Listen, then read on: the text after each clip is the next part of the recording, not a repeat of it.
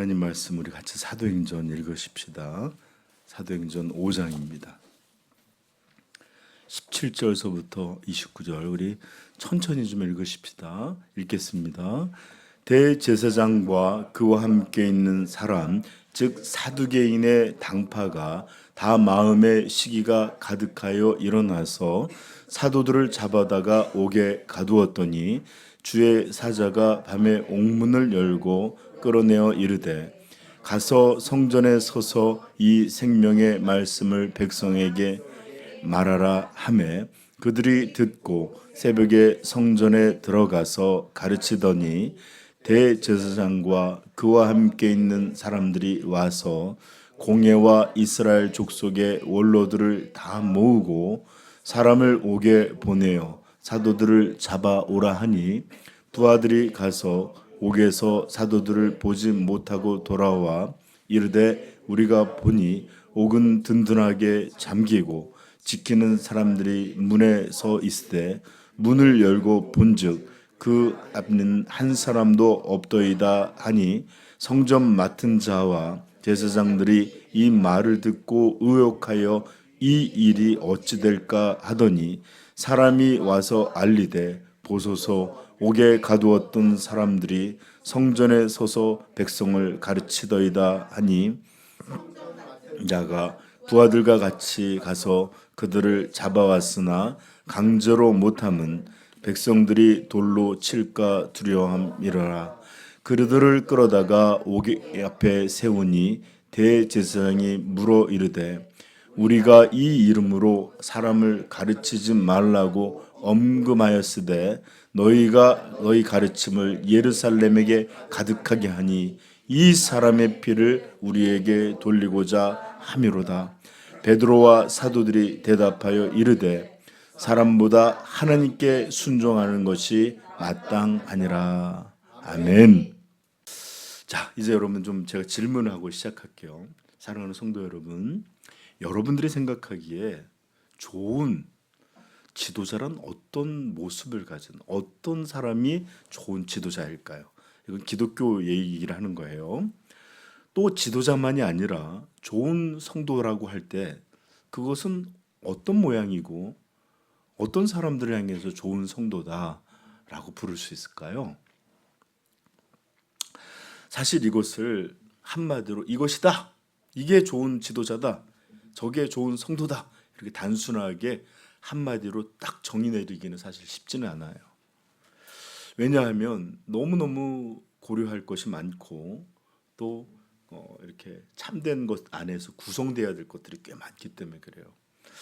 아마 그래서일까 고린도전서 13장에서도 사랑이란 뭐라고 말하죠?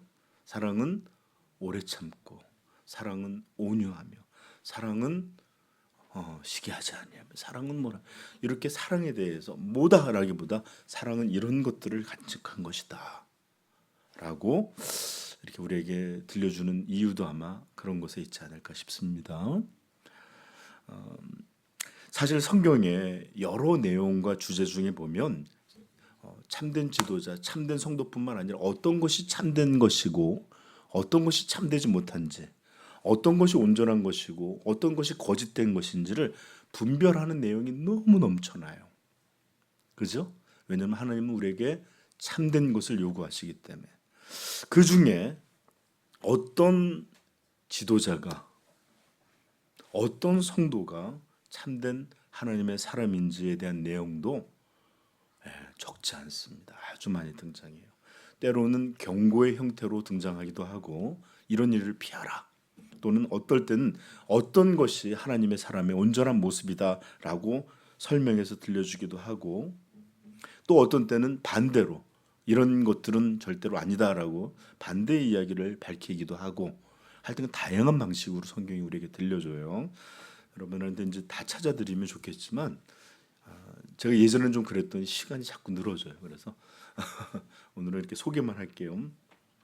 예수 그리스도께서도 그분의 본격적인 가르침을 시작했던 게 마태복음에 보면 산상수훈이라는 것이 있는데, 여기에 보면 5, 6, 7장 전체가 산 위에서 예수님께서 천국 이 복음을 가리키신 내용들로 가득 차 있는데 7장에 거의 끝날 부분에 가서 이런 주제에 관련된 말씀을 하시는데 7장 15절에 이런 말씀이 나옵니다. 거짓 선지자들을 삼가라. 경고의 말씀이죠. 양의 옷을 입고 너희에게 나오나 속에는 노략질하는 일이라, 늑대라, 맹수라 이런 뜻이에요. 그러면서 말씀하시 그들의 열매로 그들을 알지니. 그러면서 좋은 열매가 나쁜 열매를 맺을 수 없고, 아니 좋은 나무가 나쁜 열매를 맺을 수 없고, 또 나쁜 나무가 좋은 열매를 맺을 수 없다. 가시나무에서 포도를 딸 수 없다 이런 얘기죠, 그렇죠? 네.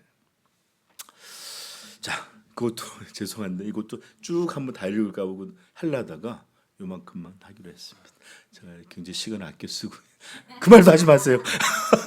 그럴지 모르겠지만 좀 밝히고 싶었어요. 네. 자, 아무튼 성경이 이런 내용을 지속적으로 그다음에 꾸준히 가르치고 들려주시고 또 경고해도 실상은 분별하기가 쉽지 않은 것이 사실 현실이에요.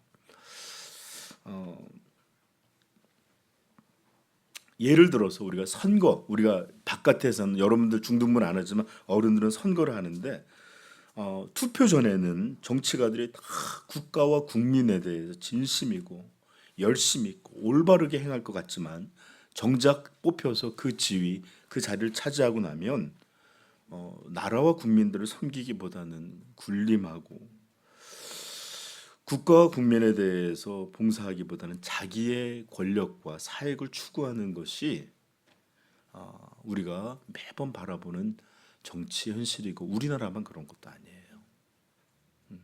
그렇게 투표할 때는 시장에서 자주 보이다가도 정작 필요한 일이 있어서 그 사무실에 가면 만나주지도 않는 게 사실 현실입니다. 저도 직접 경험해 본 일이 있어서 아는데, 자, 그리고 우리는 이런 일들이 한 번의 실수나 실패가 아니라 에이 오늘 이번에 내가 잘못 찍었네 이런 게 아니라 매번 거듭거듭 반복되면서 이런 일들을 봐요. 그러므로 우리 기독교인들은 로마서에서도 말씀하시지만 우리 믿음의 안위를 위해서도 나라의 지도자들을 위해서 기도해야 되는데 하나님이 한 시대를 심판하실 때 그때 무서운 심판이 뭐냐면 잘못된 지도자를 그 나라에 보내거나 할 때입니다. 그러므로 우리는 항상 기도하면서 주여 우리나라의 이 조국 교회 이 나라를 긍휼히 여겨주셔서 하나님을 경외할 줄 아는 그런 지도자가 이 나라를 통치하는 그런 지도자를 세워 주옵소서 기도할 수 있기를 부탁합니다.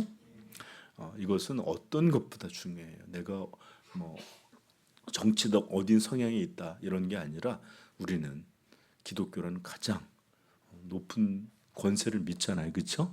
그러므로 하나님을 경외하는 지도자가 되기를 항상 기도하십시다.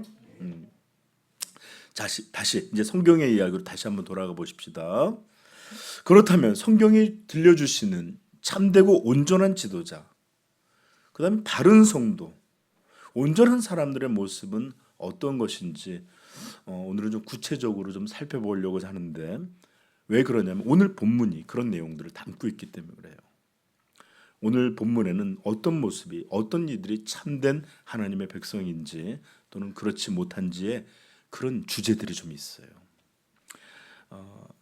저는 여러분들에게 이것을 하면서 지도자와 성도를 따로 구별하지 않겠어요. 왜냐하면 기독교 지도자는 언제나 그의 리더십이나 행정 능력이나 또는 그의 어떤 능력에 앞서서 먼저 그는 진실한 성도, 진실한 하나님의 사람이 되어야 되는 것이 기본 중에 기본입니다. 그리고 나서야 어떤 능력, 어떤 권세 이런 게 필요한데 그렇지 못하면 항상 이 사람들은 나중에 스스로도 넘어지고 또 공동체도 어렵게 하는 그런 일들이 될 거예요. 그러므로 제가 오늘 말씀을 전하면서 때로는 성도, 때로는 지도자라는 말을 사용하겠지만 이것을 구별해서 듣지 마시고 여러분 이것을 참된 하나님의 백성들의 모습으로 이해할 수 있기를 부탁드립니다. 자, 그래서 오늘 본문을 통해서 어떤 사람들이 참된 지도자의 참된 성도의 모습인지 분별하는 그 기준에 대해서도 배워보고 또 우리도 그것을 바라보면서 나도 참된 하나님의 사람들로 이렇게 성장해야 되겠다 소망할 수 있기를 축복합니다. 네, 아멘. 자, 먼저 우리가 살펴볼 사람은 제가 원래 오늘 1시간에 다 할까 하다가 해보다 보니까 시간이 또 넘쳐나요. 그래서 오늘은 한쪽 면의 사람들을 볼 것이고 어떤 사람들이 하나님의 사람들이 온전한 사람들이 아닌지를 살피고 다음 주에는 할까 말까 지금 그러고 있어요. 네, 한번 보십시다. 아무튼 먼저 우리가 살펴볼 사람들은 대제사장들, 사두개인 또는 여기 보시면 성전 지키는 자들도 실제로는 아무나 할 수 있었던 게 아니라 사두개파 사람들 말하는 거예요. 그래서 이렇게 먼저는 대제사장들과 사두개인 당파라고 부르던 공예와 이렇게 이런 사람들을 중심으로 살펴볼 건데 이들의 모습 세 가지만을 살필 겁니다. 자, 이제 우리는 이 내용에 대해서 이제 좀 더 들어가 보는데 이들은 예수님의 제자들 사도들을 잡아다가 옥에 가두었죠. 그죠? 여기 보시면 17절에 보면 가두었는데 그런데 우리가 잠시 주목해서 보고자 하는 것은 이렇게 사도들을 잡아 가둔 그 이유예요. 왜 그들을 가두었는지 그 이유를 좀 주목해서 보고 싶은데 성경은 이 산헤들린 공예들이 왜 사도를 잡았는지 그 이유에 대해서 아주 적나라하게 폭로하고 있습니다.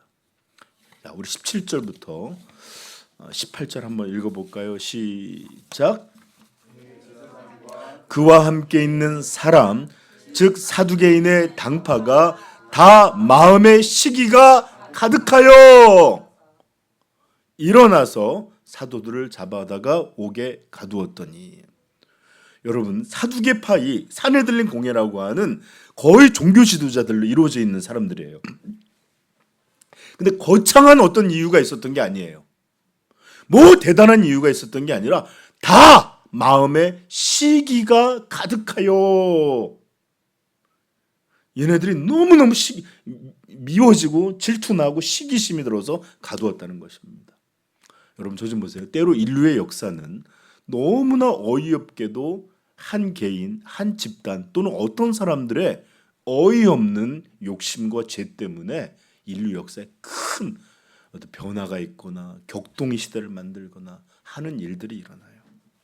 그저 한 지도자의 열등감이나 분노 또는 자존심 때문에 무수히 많은 사람들을 죽음에 내모는 전쟁이 일어나기도 하고 단순하게 치정의 문제 때문에 이것이 원인이 되어서 왕조가 바뀌게 되는 이런 일도 일어나는 것이 바로 인류 역사의 한 모습이었습니다. 이렇게 이런 일들이 큰 이 인류의 기다랗고 큰 역사 가운데 너무너무 자주 등장하고 또 치명적인 모습으로 나타나게 됩니다. 그리고 그 중에 하나가 바로 뭐다? 시기. 여기서 사용된 시기란 말은 젤로스라는 헬라어 언어인데 젤로스 하니까 뭐가 생각나죠? 이렇게 먹는 젤이 아니라 영어 단어 젤러스가 무슨 뜻이냐면 질투하다예요. 그러니까 이 젤로스에서 질투하다는 단어가 되는 어원이 사용됐는데 여러분 이 시기라는 죄는 별거 아닌 것 같지만 성경에서 아주 무서운 결과들을 많이 만들었어요. 무서운 결과 만들었다고. 네. 자, 왜 그러냐면 보세요. 에덴에서 선악과를 따먹은 아담과 하와가 이제 에덴에서 쫓겨났죠. 그리고 자식을 낳았는데 가인과 아벨을 낳았습니다. 그런데 이 가인과 아벨 중에 얼마나 무서운 죄악이 들었냐면 형 가인이 동생 아벨을 이 들에 가서 돌로 쳐 죽입니다. 인류의 첫 번째 살인의 죄가 등장했을 뿐만 아니라 가족 간에 일어난 끔찍한 죄가 쫓겨난 에덴에서 벗어나자마자 일어났는데 이 사건의 배후에는 뭐가 있었죠? 형 가인이 동생 아벨을 시기했어요. 마음의 분노가 일어났어요. 그래서 그걸 참지 못하고 결국 불러내서 돌로 쳐 죽이는, 인류의 첫살인 이 무서운 끔찍한 죄가 뭐로? 시기로. 여러분, 출애굽했을 때 모세와 수많은 무리들이 출애굽했는데 많은 사람들이 모세를 대적하고 따르지 않고 심지어는 많은 이들이 죽기도 했거든요. 하나님이 지진을 내서 그냥 관두는 게. 이 고라를 따랐던 사람들이, 고라를 따랐던 사람들이 이렇게 한꺼번에 심판을 받는 일도 있었는데 왜 그랬을까요? 모세를 시기했기 때문이에요. 너만 하나님 말씀 받느냐. 미리암도 그렇게 모세를 시기해서 욕하다가 어떻게 됐죠? 네, 이렇게 한센시병이라고 나병이 들기도 했고 또 모세가 기도해서 낫기도 했습니다. 여러분, 이스라엘에서 가장 초대 왕이 누구죠? 사울 왕이었어요. 근데 사울 왕은 하나님의 뜻에 온전치 못해서 하나님은 다시 다윗이라는 어린 소년에게 기름 부어서 왕을 삼기로 했는데 사울이 얼마나 다윗을 죽이려고 했는지, 다윗은 이렇게 영성이 깊어지고 하나님만을 의지하고 하나님의 백성 사람으로 변해갔던 게 이런 이 다윗을, 이 사울을 피해서 도망하는 이런 과정 속에서 신앙이 더 깊어졌어요. 근데 사울이 왜 다윗을 죽이려고 했죠? 골리앗을 물리치고 블레셋 사람을 승리하고 왔는데 노래를 하는 거예요. 사람들이 사울은 천천히요, 다윗은 만만이라, 막 이런 얘기를 들리니까 갑자기 나한테 천을 돌리고 저한테 저놈한테 만을 돌리니 이제 남은 것이 이 왕의 자리 말고 뭐가 남겠니? 그러면서 그때부터 시기가 들어서 죽이려고 하는 겁니다.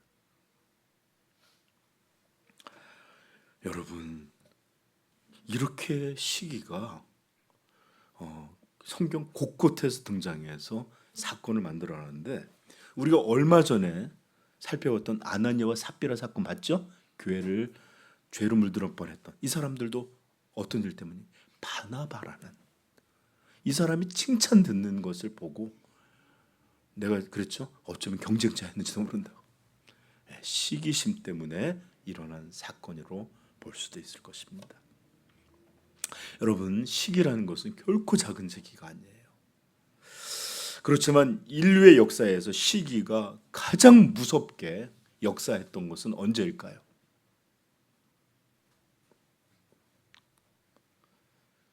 그것은 마태복음 27장이 나오는데 찾아보십시오.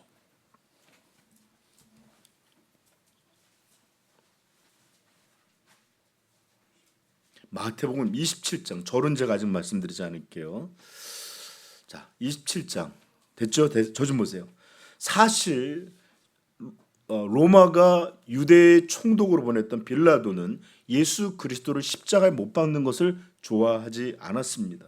그래서 밀란 중에 살인하여 체포된 극악한 죄인 하나를, 그 사람의 이름이 바나바가 아니라 바라바예요. 바나바하고 바라바하고 달라요. 이 사람을 세워놓고 명절에는 항상 이렇게 한 사람을 풀어주는 전례가 있는데, 그걸 이유로 만약 바나바라고 하는 극악한 사람을 세워두면 예수를 풀어주세요 그러면 이 사람 이런 얘기를 기대하면서 누구를 풀어주랴 이렇게 하는 장면이 나오는데 바로 15절부터 나옵니다. 읽어보십시다. 15절 시작. 명절이 되면 무리의 청원대로 제수 한 사람을 놓아주는 전례가 있더니 그때 바나바라 하는 유명한 제수, 여기 마가복음에 보면 이 사람이 바로 밀란 중에 살인을 하고 아주 극악한 사람이었다는 게 이렇게 소개되어 나옵니다. 아무튼 유명한 제수가 있는데 계속 읽읍시다. 그들이 모였을 때에 빌라도가 물어 이르되 너희는 내가 누구를 너희에게 놓아주기를 원하느냐, 바라냐냐, 그리스도냐 하는 예수냐 하니 시작. 이는 그가 그들의 시기로 예수를 넘겨준 줄 알미러라. 아멘. 저 좀 보세요. 하나님의 아들 메시아, 우리의 구원자를 십자가에 못 박도록 이렇게 했던 이 공예, 이 사람들이 예수님을 못 박으고자 죽이려고 했던 이유가 뭐예요? 시기. 그래요. 대제사장과 공회와 바리새파들이, 이런 종교자들이 예수님을 죽이고자 했던 것들은 바로 예수님을 시기했던 것입니다. 그의 인기, 그의 영향력, 사람들이 따르는 걸 보면 이제 우리가 뭘 할까? 마치 사울이 다 다윗에게 가버리니까 나는 남은 건 뭐야? 이런 것처럼, 이래서 백성들을 선동하여 예수 그리스도를 십자가에 못 박아라 외치게 만들었고 죽인 것입니다. 여러분, 시기가 진짜 무서운 죄예요. 진짜 가볍게 볼 죄가 아닙니다. 그리고 이제 이 사람들은 다시 예수님의 제자들을 어떻게 했다고요? 시기하여 이제 옥에 가두었다라고 17절은 말하고 있습니다. 이렇게 시기는 무서운 죄인데, 이것은 교회 역사, 성경 역사에만 등장하는 게 아니라 오늘날 현재 교회 가운데서도 여전히 살아 역사하는 그런 무서운 죄입니다. 성도 간에 다툼이 있거나 또는 분란이 있고 갈등이 있을 때 가만히 보러 보십시오. 이 시기라는 독뱀이 사람들을 물어서 그 독을 이렇게 오염시키고 독을 퍼뜨려서 교회가 어려워집니다. 한 개인, 몇몇 나눈 사람들 간의 시기로 인한 별거 아닌 거라고 생각할지 모르겠지만, 이 시기로 인해서 서로 미워하고 서로 분쟁하고 나뉘고, 이게 바로 예수 그리스도의 몸된 교회를 나뉘고 상처 입히고 부러뜨리는 그런 무서운 죄가 되는 거예요. 그래서 고린도전서에서 말하는 겁니다. 어찌 너희가 그리스도의 몸을 이렇게 나누느냐 하면서, 그러므로 예수 그리스도를 죽였을 뿐만 아니라 이 죄들로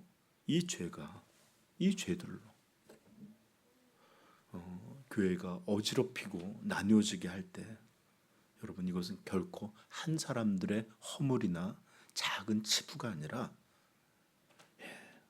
정말 교인들, 우리 성도에게 무서운 죄악임을 깨닫게 되기를 축복합니다. 지금도 우리는 시기심들이 꽤 많아요. 진짜로. 그러나 야고보서 3장 16절에 보면 이런 말씀이 나오는데, 시기와 다툼이 있는 곳에는 혼란과 모든 악한 일이 있습니다. 찾아볼까요? 야고보서 3장 16절. 3장 16절에 참 중요한 내용들이 많이 나와요. 신약에서는. 자, 3장 16절 같이 한번 읽어볼까요? 야고보서 3장 16절 읽겠습니다. 시작. 시기와 다툼이 있는 곳에는 혼란과, 그냥 악함이 아니라 모든 악함이라고 그랬죠. 그래서 시기는 결코 작은 죄가 아니에요. 그래서 어떤 일이 누군가에 대해서 일어날 때 이것을 여러분 자기 옳다 생각하는 게 아니라 무서운 죄로 알고 회개할 수 있기를 축복합니다. 그리고 반드시 우리가 깨닫고 알아야 될 것은, 모든 죄가 다 그러하지만 우리 안에서 역사하는 이 시기도 결코 마름도 없고 결코 멈춤도 없는 끊임없이 죄를 산출하는, 저 좀 보세요, 자기 사랑이라는 이것에서, 이 뿌리에서 만들어진 것이다 라는 것을 알아야 돼요. 여러분, 우리 그리스도인들에게 자기 사랑은 이 죄된, 하나님 없이 자기가 하나님같이 되어진 이 자기 사랑은 우리의 가장 큰 대적이에요. 그래서 시기도 이 자기 사랑이라고 하는 무서운 뿌리에서 나온 것을 알아서 가볍게도 당연하게도 여기지 않기를 바라요. 네. 제가 신뢰를 참 많이 들을 수 있는데, 시기와 관련돼서 어떤 일이 있는지를 근데 오늘은 시기에 대해서 설교하는 날이 아니라 이게 이제 대제사장들과 공회들의 여러 모습 중에 하나를 소개하는 것이기 때문에 다음에 한번 시기라는 죄가 어떤 것인지를 한번 다루게 될 때 더 자세히 말씀드릴게요. 네. 자, 두 번째 모습입니다. 자, 이들은 엄밀하게 따지면 시기에서 옥에 가두었을 뿐만 아니라 정말로 하나님의 진리, 하나님의 뜻, 하나님의 역사가 무엇인지는 이들에게는 관심 밖의 일이었어요. 관심이 없었어요. 오직 그들의 관심은 자기들이 누리고 있는 기득권, 사람들로부터 받고 있는 존경, 그 다음에 자기가 갖고 있는 권력, 영향력, 이런 것들만이 그들에게는 핵심적인 사항이었어요. 그러하였기에 그들은 예수님이 진짜로 메시아인지 아닌지 중요하지 않았습니다. 그냥 자기들을 위협하는 어떤 사람으로 알았기에 로마에 넘겨서 죽여버렸던 거예요. 지금 사도들이 증거하고 있는 이 메시지, 이것이 진짜로 하나님에게서 온 것인지 아닌지 그들은 중요하지 않았습니다. 단지 이것이 자기들을 비난하고 자기들을 위협하고 자기들에게 방해가 된다, 이것만이 핵심이었어요.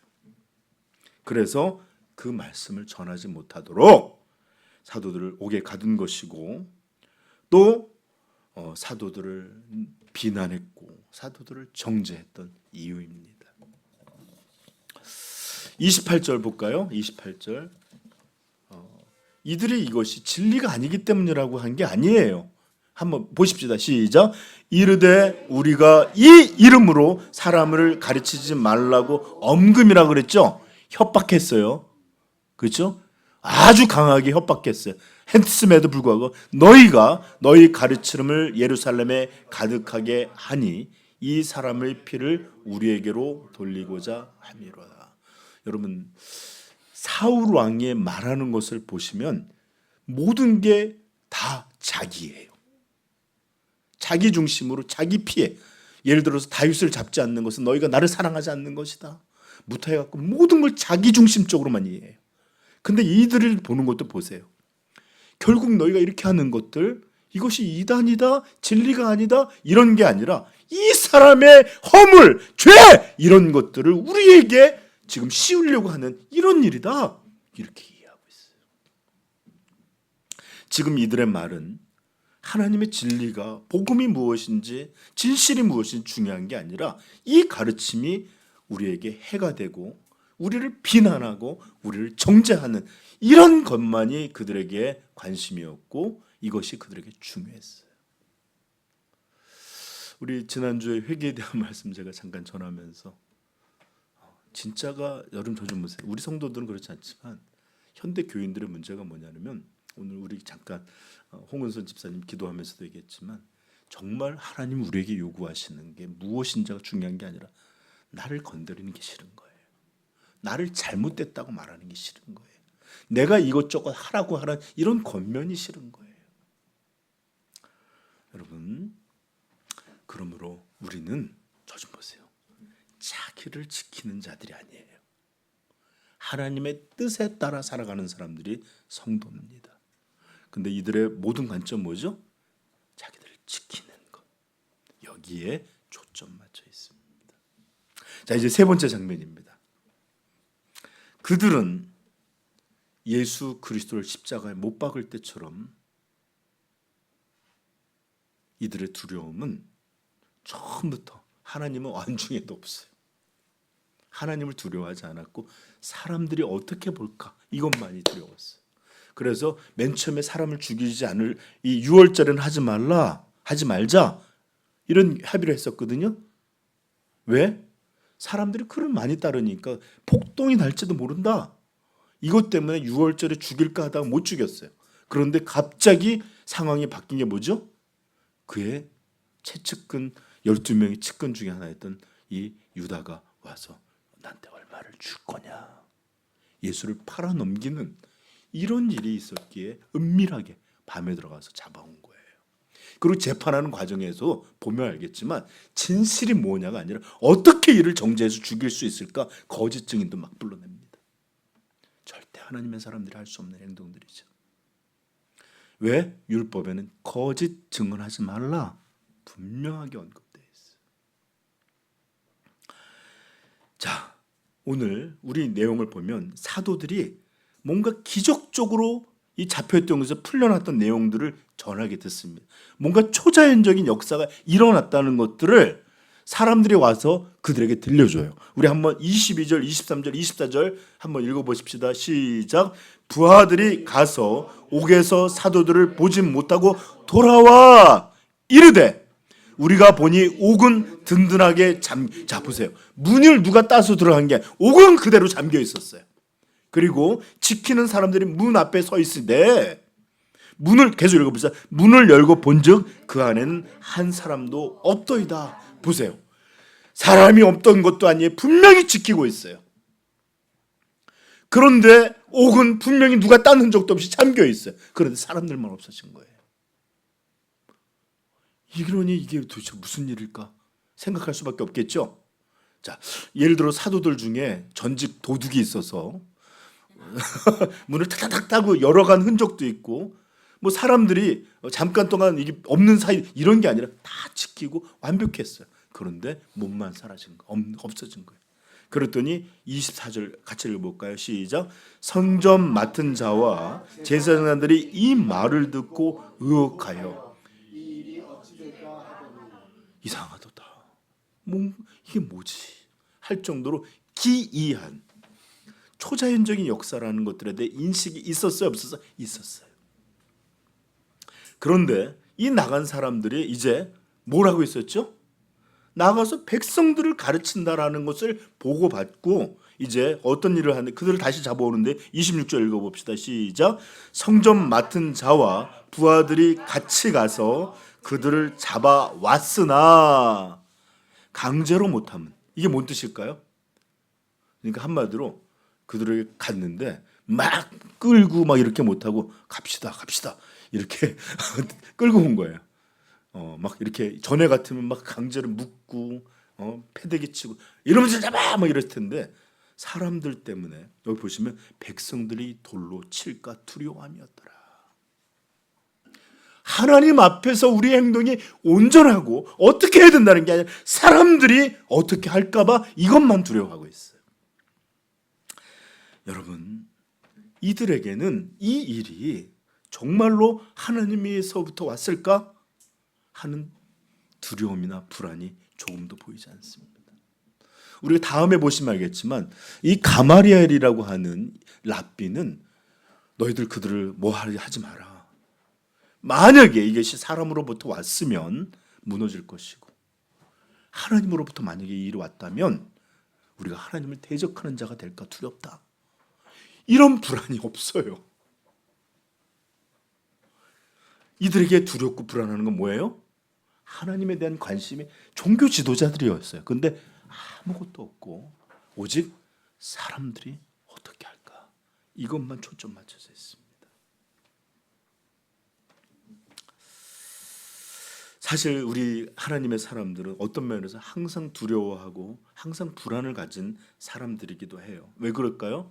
하나님은 완전하시고 지극히 거룩하신 하나님이기에 우리가 그분의 뜻에 맞춰 산다는 것, 그분을 섬긴다는 것은 우리들에게 항상 어떤 것이 하나님 앞에 온전한 것인가 하는 긴장 있는 이런 불안이 있을 수밖에 없을까요? 있을 수밖에 없겠죠? 그냥 하나님은 이런 분이야 이렇게 너무 태어난 사람, 이거 하나님 모르는 사람들이에요. 그리고 우리는 그뿐만 아니라 우리의 구원이 우리가 하나님 앞에 받아들여진 게 우리의 우리의 선행, 우리의 공로로 받아들인 게 아니라 우리는 그들과 똑같이, 아니 세상보다 더 악한 사람들이지만 예수 그리스도의 의가 덧입혀짐으로 하나님께 받아들여지고 구원을 받은 사람들에게 우리는 의가 없다는 것을 알아요.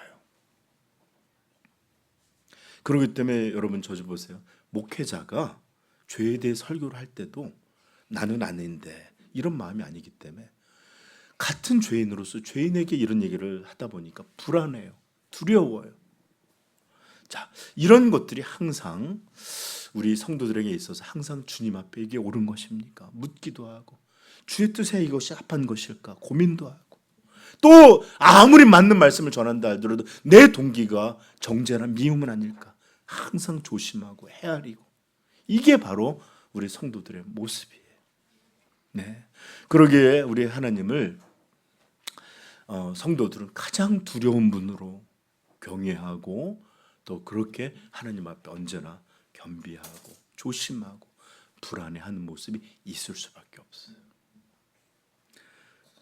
그러나 여러분, 하나님을 모르는 사람들은 언제나 하나님 앞에서는 담담해요. 다른 건 다 무서워해요.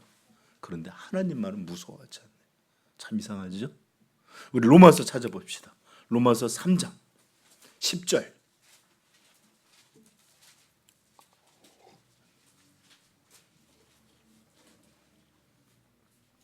시작.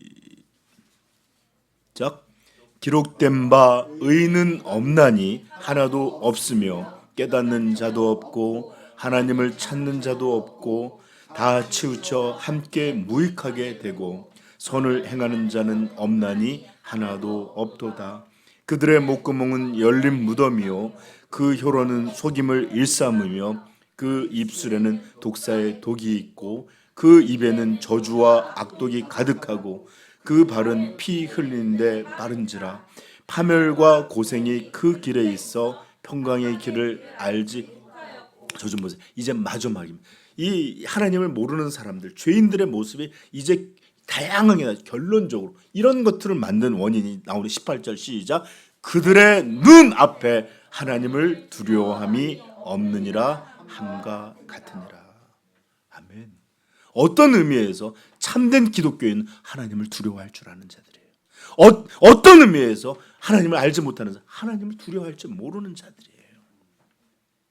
그런데 여러분, 산헤들린 공회라고 하는 사람들은 대제사장들이 있었고 바리새파가 있었고 또 성전을 맡은 일들을 행하던 서기관, 이런 사람들이 있었기 때문에 종교 지도자들이었어요. 그럼에도 그들은 이들의 행동, 이들의 모습에는 하나님을 두려워했다라는 어떤 것도 보이지 않습니다.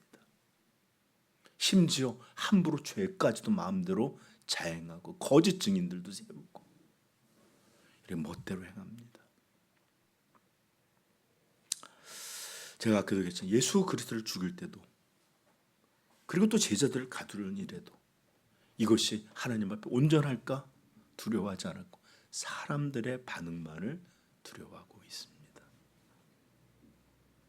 그러므로 성도 여러분, 참된 하나님의 사람이 아닌 그 껍데기만 쓴 지도자들, 경건의 모양만 갖고 그 능력은 조금도 모르는 거짓 신자들, 아니면 거짓 고백자들, 이런 사람들의 선명한 모습, 이것이 무엇인지 우리는 알게 되는데, 그것은 뭘까요? 철저히 자기가 중심이 되어 자기를 위해서 살고 자기만을 바라보는, 이것이야말로 바로 참된 사람, 참되지 못한 사람을 나누는 중요한 기준점이 됩니다. 교회를 열심히 나온다, 교회를 몇 년 생활했다, 직분이 이런 게 중요한 게 아닙니다.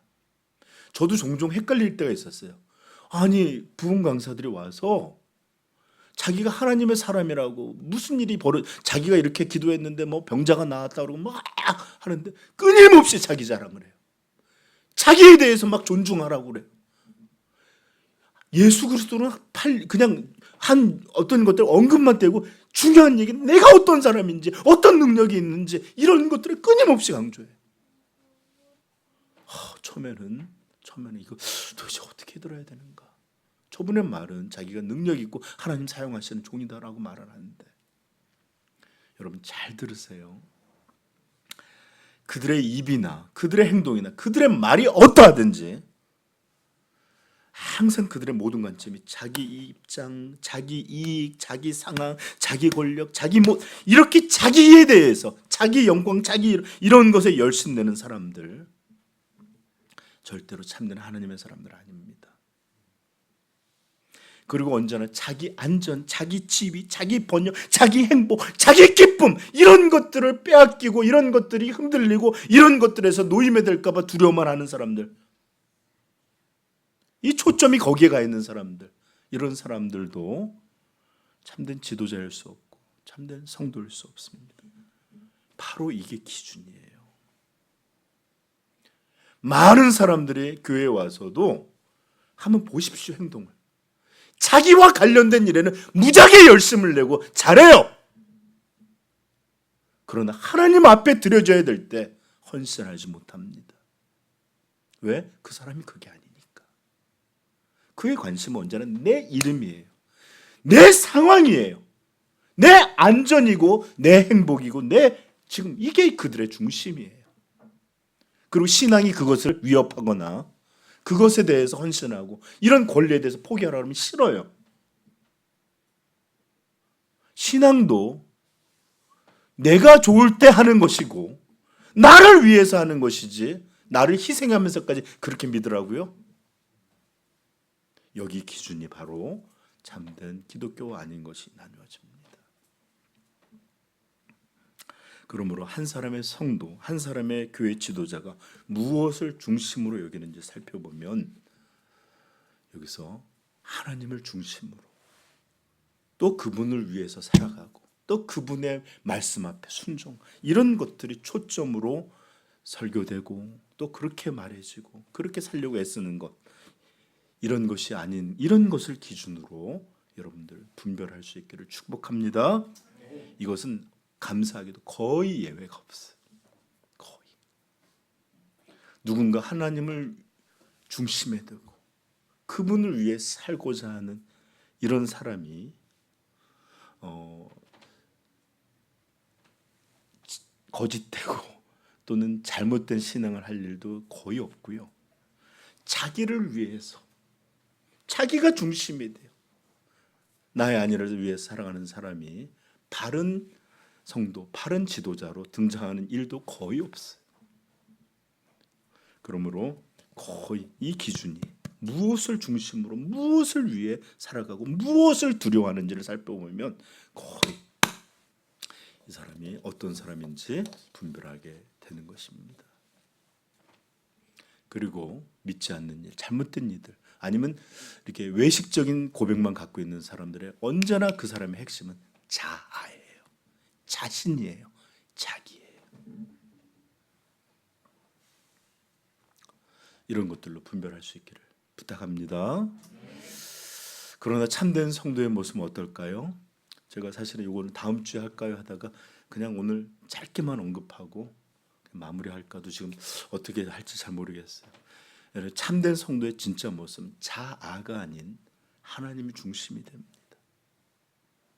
자기의 감정이나 뜻이 아닌 하나님의 뜻이 그의 기준이 됩니다.